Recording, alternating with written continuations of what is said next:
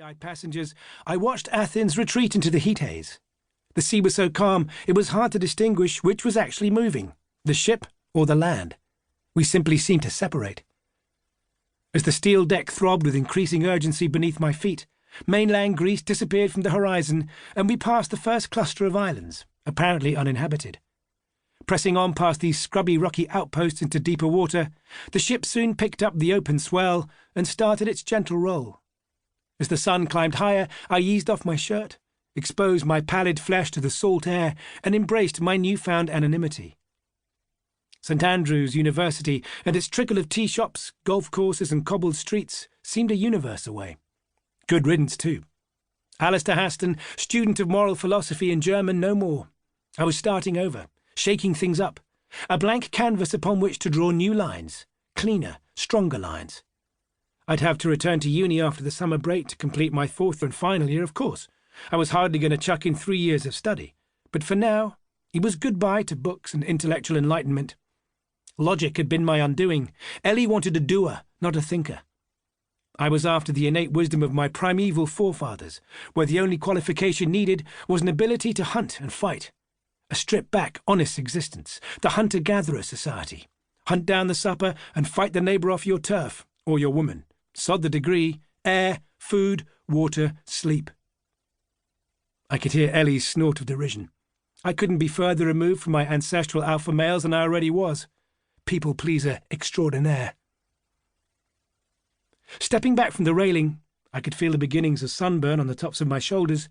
I slipped the shirt back on, and cursing my lack of foresight for not having packed any painkillers, made my way through the throng of semi-naked bodies down to the covered deck below, in search of something to ease the now pounding headache. The iced coffee seemed only to have had the reverse effect. I needed something stronger, chemical. The lower deck was populated by Greeks primarily, in their 40s plus. Some were grouped around tables, smoking and playing backgammon and cards. Others slept curled up in the banks of shiny plastic armchairs. I spotted a couple of octogenarian women dressed in the traditional all-black, faces lined like cracked mud, silver crucifixes around their necks. One of them eyed me with vague disinterest, the way a tortoise might eye a dock leaf. I smiled, but it wasn't returned. I averted my eyes, turned towards the bar to see what was on offer, and scoured the shelves in search of pharmaceuticals. Unable to spot anything promising among the fake coral necklaces, batteries, and sea captain hats, I cast an eye over the selection of beers as a possible alternative, and noticed a faded poster on the wall. Michael Jenner, 18 years old, missing since July 1986, last seen on Mykonos. Anyone with information should contact the police or the British Embassy. 2 years ago. They were still holding out hope, unless it was an oversight and the poster had been left to rot on the walls. Striking fellow, unruly red hair and emerald eyes. There was something familiar about his expression. His eyes were alive and lit up. A pull at the side of the lips that suggested something was happening just off camera. A shared secret. I remembered that feeling sitting on a train with Ellie and a group of second-year students returning from the summer holidays. They'd been celebrating and lamenting in turn the follies of holiday romances. Ellie had reached under the table and squeezed my hand. A silent complicity that we were one, invincible, above such frippery. I wore the tiniest of smiles, certain, complete, a feeling that all I needed was right next to me. Yeah, right.